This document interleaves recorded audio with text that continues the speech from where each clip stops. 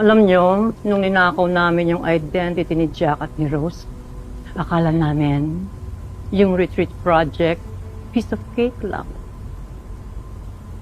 Kaya lang, Dong, sabihin mo sa kanila.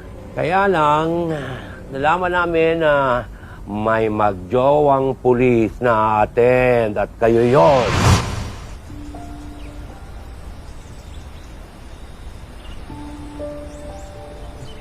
Sila ba yung dalawang pulis? Sila nga. Si Tonyo at si Bobby. Anong gagawin natin ngayon? Huwag ka mag-alala. Ako ang bahala. Tuloy pa rin ang plano. Lagi naman eh.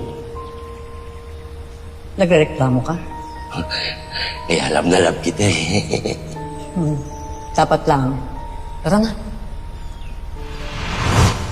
Eh, syempre, ayaw naman naming umuwing luhaan. Kailangan muna namin maging creative para ma-distract kayo. And the best way to do it, syempre, kunyari kami yung unang victim.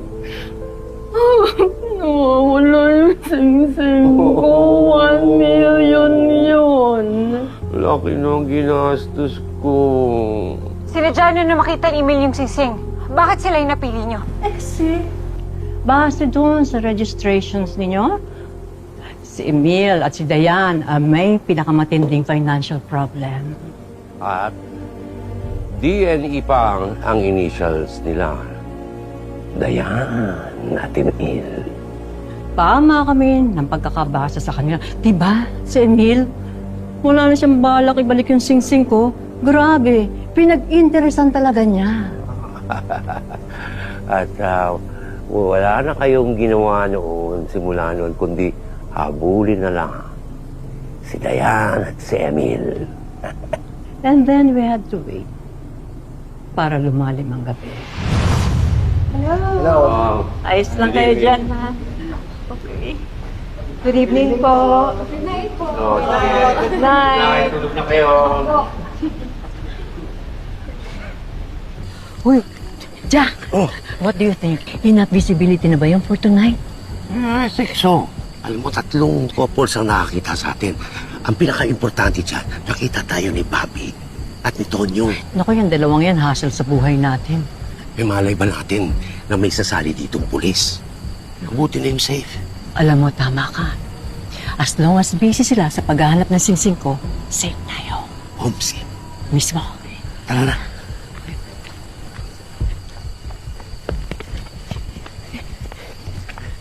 Bilis na!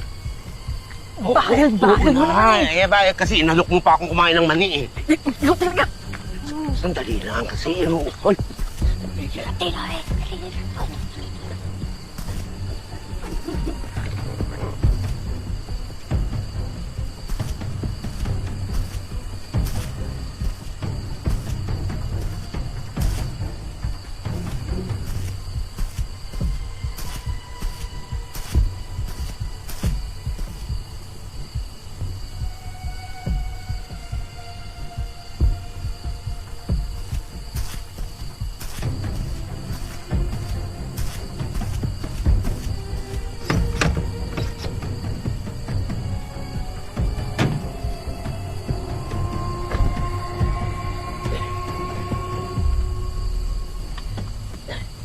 Sinong uunahin natin? Siyempre, yung pinakamalapit na bahay.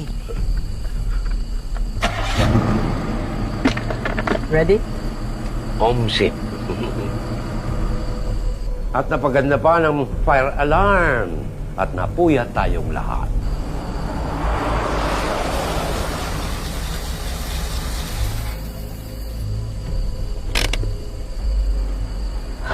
Happy ka ba?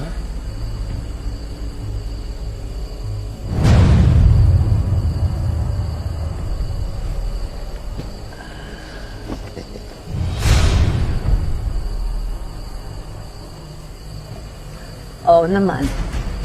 Napakaganda plano nito. I love you, Ellen. Mas love kita, Dok.